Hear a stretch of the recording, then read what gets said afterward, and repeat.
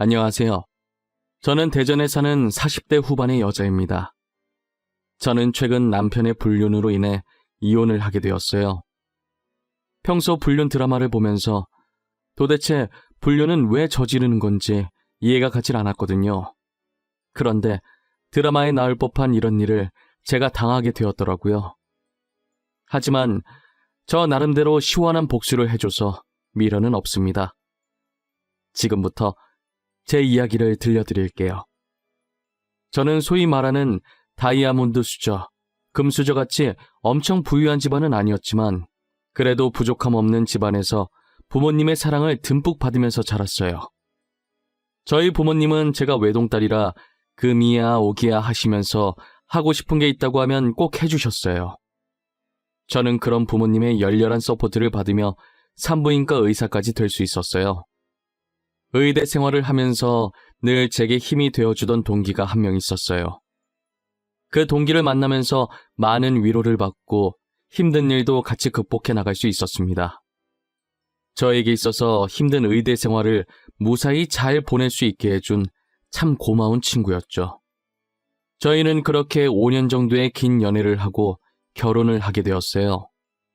남편은 현재 대전 중심가에서 성형외과를 운영하고 있는 성형외과 의사예요. 남편이 처음엔 저와 같이 대학병원으로 가려고 했는데 요즘은 성형이 대세라면서 갑자기 성형외과로 방향을 틀더라고요. 저희 때만 해도 성형외과가 지금처럼 많지가 않아서 유망주였긴 했어요. 그래서 저도 남편의 의견에 딱히 반기를 들지 않았었어요. 저와 남편은 너무나 반대되는 성격을 지니고 있었어요. 제 성격은 숨김없는 털털 그 자체였고 남편은 다정하면서도 섬세했거든요. 반대되는 성격이 잘 맞는다는 게 꼭 없는 말은 아니었나 봐요. 남편과 저는 살면서 단 한 번도 싸운 적이 없었어요. 보통 저의 직설법인 화법을 들으면 다들 화나서 본인한테 시비 거는 건 줄 알아요. 하지만 남편은 제가 전혀 화나지 않았고 그냥 의견을 제시하는 것뿐이라는 걸 잘 알고 있어서 저희는 전혀 싸울 일이 없었죠. 그때까지만 해도 저희 인생에는 이혼이란 단어가 없을 줄 알았습니다. 한 번은 저희 병원에 검사하러 오신 환자분이 한 분 계셨어요. 꽤 젊어 보였는데 생리를 하지 않아서 걱정되는 마음에 검사 받으러 오셨다고 하더라고요. 아직 미혼인데 혹시나 임신이라도 했을까봐 엄청 불안해하며 걱정하고 계셨어요. 생리를 안 하는 건 다양한 이유가 있다고 꼭 임신 때문은 아니라고 안심시켰죠. 그런데 최근 환자분이 느꼈던 증상들을 들어보니 임신이 맞는 것 같더라고요. 저는 초음파 검사를 한번 해보자고 환자분께 권했어요. 환자분은 처음에 무서워서 검사 안 하겠다고 하다가 결국 침대에 누우셨어요. 초음파를 확인해보니 설마가 사람 잡는다고 임신 6주 차더라고요. 제가 임신 6주 차라고 말씀드리니 환자분께서 울기 시작하셨어요. 임신이라고요? 아니에요. 임신 아닐 거예요. 한 번만 다시 검사해주세요. 선생님 제발요. 임신이면 안 돼요. 저 진짜 안 돼요, 선생님. 제가 2번이나 봤어요. 확실히 임신 맞습니다. 지금 들리는 소리가 아기 심장 소리예요. 아무래도 아기 아빠 되시는 분과 이야기를 하셔야 할 것 같네요. 저 아기 못 낳아요. 아마 아기 아빠한테 말해도 못 낳게 할 거예요. 사실 이 아기 아빠가 유부남이거든요. 알고 보니 여자는 안에 있는 남자를 만나고 있는 불륜녀였어요. 드라마에서만 보던 불륜녀를 직접 내 눈으로 마주하게 되니 기분이 굉장히 이상하더라고요. 여자는 인생 한번 펴보려고 돈 많은 의사를 만났다고 했어요. 하지만 그 남자는 본처와 헤어질 생각이 전혀 없어 보였대요. 그런 남자라는 것을 알지만 언젠간 자신한테 올 거라는 믿음 하나로 계속 만남을 이어왔던 거죠. 그러다 덜컥 임신을 해버렸고 아기가 있다고 해서 자신한테 올 남자가 아니라는 것도 알았어요. 여자는 제게 울면서 거의 빌다시피 수술을 해달라고 했다가 아기 심장 소리를 듣더니 도저히 수술 못하겠다고 나중에 다시 오겠다고 하고 나가더라고요. 불륜녀라고 해서 그런지 불쌍하다는 생각은 전혀 없었어요. 배우자가 있는 걸 뻔히 알면서 남의 가정을 망치고 있는 여자인 거잖아요. 다 자업자득이라고 생각하고 혀를 차면서 퇴근 준비를 했어요. 저는 저녁을 먹으면서 그날 병원에서 있었던 일을 남편에게 이야기했어요. 맞다, 자기야. 나 오늘 병원에서 되게 황당한 일 있었다. 아마 자기도 들으면 황당해서 말이 안 나올걸? 무슨 일인데? 또 진상 환자 왔었어? 당신한테 뭐라고 해? 저번에도 진상 환자 한 명이 당신한테 난리치고 갔었잖아. 나 완전 드라마 보는 줄 알았잖아. 살면서 불륜녀를 오늘 실제로 처음 봤어. 아니, 글쎄 불륜녀가 왔는데 임신 6주 차인 거야. 나보고 임신하면 안 된다고 수술해달라고 난리였어. 아, 진짜? 불륜녀 벌 받은 거네. 엄한 남의 가정을 깨려고 난리래? 그러게 임자 있는 남자는 꼬시는 게 아니지. 그치? 근데 남자가 본처랑 헤어질 마음이 전혀 없어 보인대. 아참, 남자 직업이 우리처럼 의사래. 진짜 같은 의사라는 게 수치스러워. 결국은 애기 심장 소리 듣고 수술 못하겠다고 나가더라니까. 남편은 제 얘기를 듣더니 눈에 초점이 없어지고 얼굴도 새하얘지더라고요. 그러다 들고 있던 숟가락까지 떨어뜨리기 시작했어요. 자기야, 내 말 듣고 있어? 어머, 갑자기 왜 숟가락을 떨어뜨리고 그래? 잠깐만, 내가 숟가락 새 거 다시 가져다 줄게. 아, 내가 순간 손가락에 힘이 빠져가지고 실수했네. 아니, 우리랑 같은 의사라길래 어떻게 그럴 수 있나 충격받아가지고. 남편의 안색이 급격히 안 좋아지더니 횡설수설하고 난리도 아니더라고요. 평소에 한 번도 그런 적 없던 남편이 저러고 있으니까 저는 분명히 남편한테 뭔가 있다는 확신이 들었어요. 남편이 잠든 것을 확인하고 저는 몰래 남편 핸드폰을 들고 거실로 나갔어요. 남편의 핸드폰을 몰래 보려고 하는데 잠금이 설정되어 있더라고요. 혹시나 해서 제 생일을 눌러보았더니 바로 잠금 해제가 되었어요.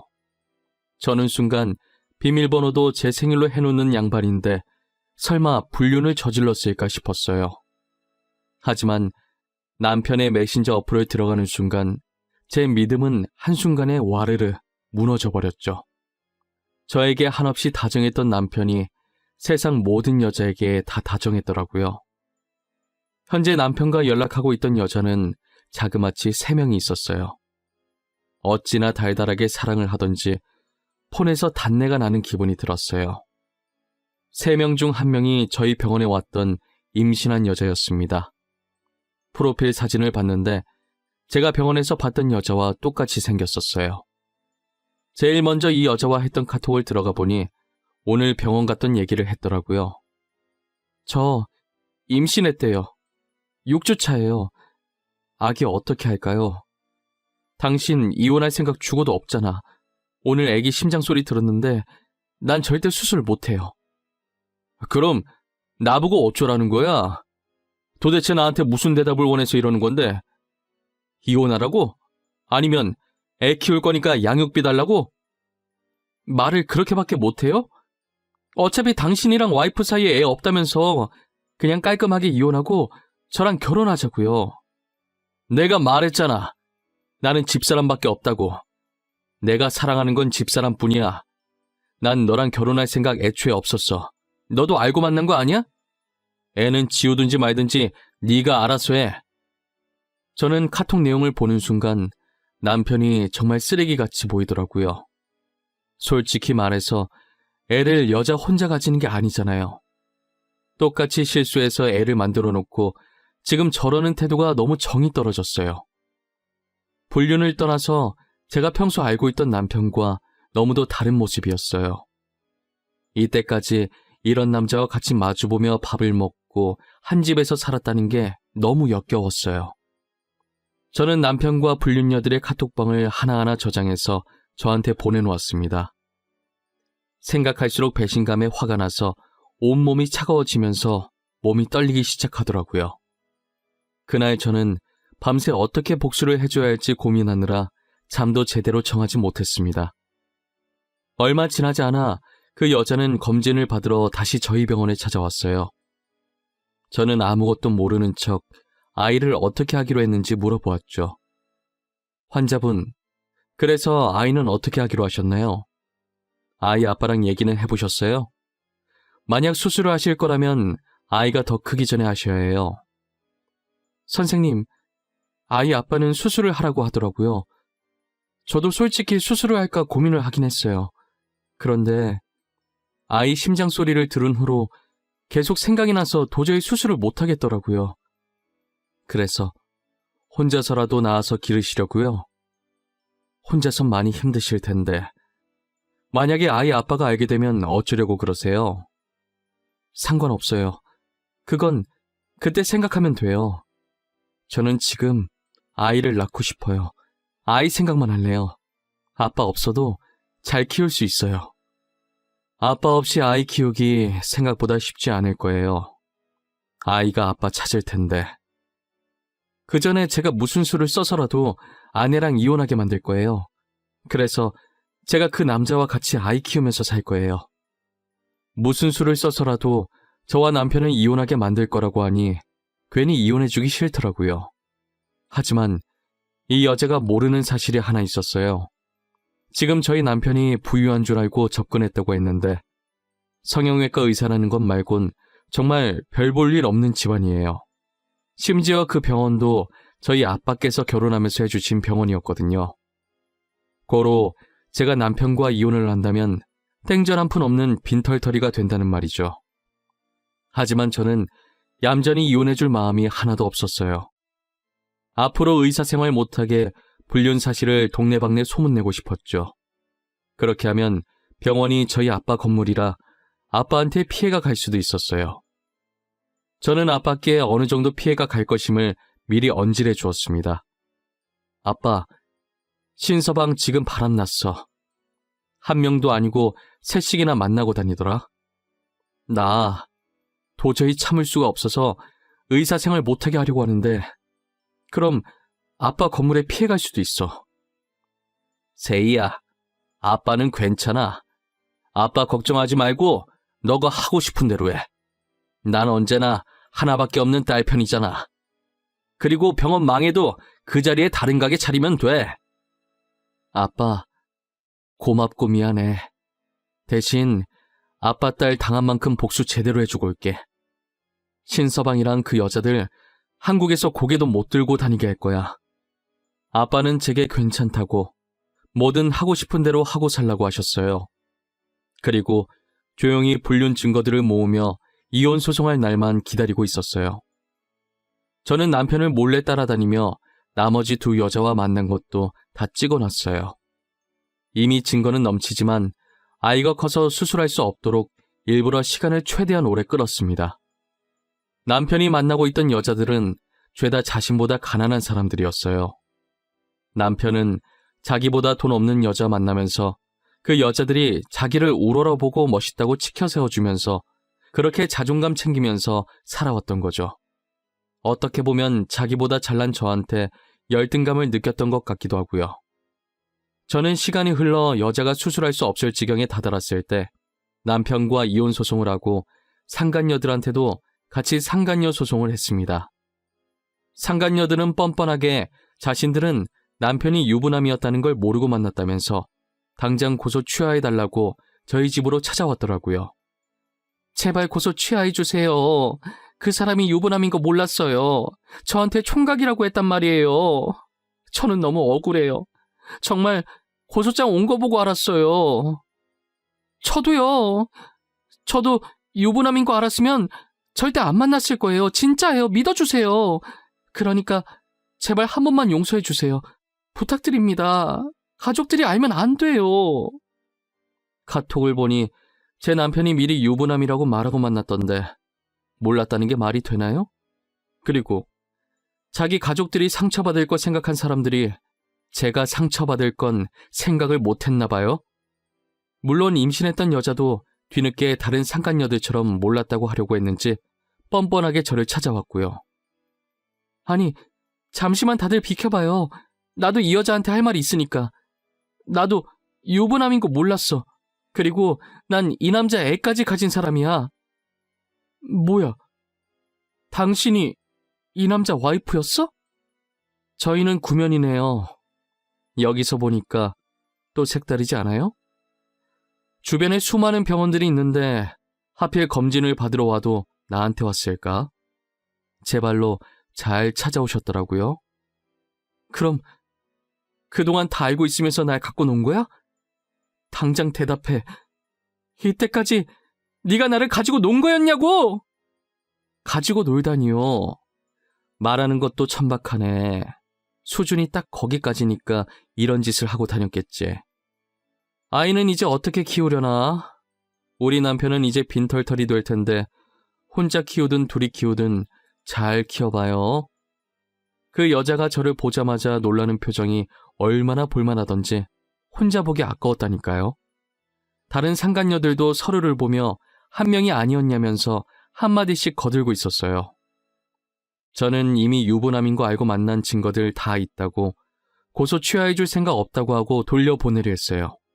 하지만 취하해주기 전까지 절대 나갈 수 없다며 뻗팅기길래 결국 경찰 불러서 내쫓아버렸습니다. 그리고 모든 불륜 자료들을 상간녀들 회사 커뮤니티에 익명으로 올렸어요. 남편은 제가 의사협회에 글을 올려서 앞으로 의사생활을 하기에 충분히 힘들어 보였는데 동시에 사소하게 있었던 의료사고들도 한 번에 터지면서 의사생활을 거의 못한다고 볼 수 있었죠. 그렇게 남편의 병원은 한순간에 망해버리고 알고 지내던 의사들도 남편과 손절해버렸어요. 모든 것을 잃은 남편은 대출까지 받아서 저한테 위자료를 줬어요. 그리고 상간녀 중에 가족들이 알면 안 된다고 빌었던 여자가 유부녀였나 봐요. 상간남 소송까지 당하는 바람에 결국 엄청난 빚만 떠안게 된 것이죠. 상간녀들도 저한테 줄 위자료가 없어서 사채까지 쓴 모양이에요. 돈을 노리고 남편에게 접근했던 그들이 빈털터리가 된 것을 보니 너무 통쾌했습니다. 한 번은 이혼하고 나서 남편이 제 병원에 찾아온 거예요. 세희야, 그동안 잘 지냈어? 내가 염치 없이 여기 찾아오면 안 되는 거 아는데 너가 너무 보고 싶어서 왔어. 내가 사랑했던 사람은 정말 너 말고는 아무도 없었어. 나야 뭐 잘 지내지. 전보다 훨씬 살기 좋아. 그리고 난 너 전혀 안 보고 싶었는데. 나를 그렇게 사랑했다면서 왜 다른 여자들을 만나고 다녔니? 네 말 앞뒤 전혀 안 맞는 거 알아? 내 인생에서 여자는 정말 너밖에 없었어. 그 여자들은 그냥 친구 같은 사이였던 거지. 사랑했던 감정은 전혀 없었어. 만나면 재밌어서 몇 번 놀았던 것뿐이야. 지금 그걸 말이라고 하고 있는 거야? 너는 재밌어서 몇 번 노는데 애까지 만들고 다니니? 그래서 그 애는 나도 불쌍한 인생 살 것 같은데 애한테 미안하지 않니? 애는 그 여자가 키우기로 했어. 애초에 내가 의사라서 집안이 부자인 줄 알고 접근했더라고. 너랑 이혼한 후로 의사 생활도 못하고 내 집안도 알고 나니 바로 그만하자고 하더라. 그렇게 다시 만난 남편의 꼴은 말도 못하게 망가져 있었습니다. 빚은 쌓여 있는데 의사 생활은 다시 못하니 막노동이라도 하고 있더라고요. 꾸준 일이라고는 해본 적이 없던 양반이 난생 처음 막노동이라는 몸쓰는 일을 하려니 얼마나 힘들겠어요. 살아온 정이 있어서 그런지 안쓰럽긴 한데 자기가 자초한 일이라 도와주고 싶진 않았어요. 그래도 요즘에 남편과 제 사이에서 아이가 없다는 걸 천만다행이라는 생각을 했어요. 만약 저희에게 아이가 있었다면 아버지의 행동에 얼마나 상처를 받았겠어요. 저는 앞으로 다른 남자를 만나 연애를 하거나 재혼을 할 생각이 눈꼽만큼도 없어요. 다들 저보고 아이도 없으니 새 출발하기 좋다며 얼른 털고 일어나서 다시 시작하라더라고요. 제 인생에서 결혼은 한 번이면 좋겠어요. 2번 상처받고 싶진 않았거든요. 무엇보다 제일 중요한 건 더 이상 사람에게 믿음이 가지 않았습니다. 절대 그러지 않을 것 같았던 사람에게 배신을 당하니 그렇게 되더라고요. 남편은 지치지도 않는지 제가 매번 답장을 안 하는데 아직도 미안하다고 연락이 오더라고요. 지금 이 글을 쓰는 와중에도 미안하다고 용서해달라는 문자가 왔네요. 저는 죽는 날까지 그들을 용서할 수 없습니다. 불륜은 아무것도 모르는 죄 없는 상대방에게 상처를 주는 짓이에요. 저는 먼저 사실을 알고 이혼 소송을 하고 당한 만큼 돌려줬다지만 몰랐던 사람들은 그냥 가만히 있다가 이혼을 당하는 거잖아요. 남에게 상처 주는 짓을 한다면 언젠간 다 자신에게 돌아가게 되어 있다는 것을 여러분들은 잊지 않으셨으면 좋겠습니다. 날이 많이 춥습니다. 이런 날씨에 감기 걸리기 쉬우니 다들 옷 따뜻하게 입고 다니세요. 지금까지 제 이야기 들어주셔서 감사합니다.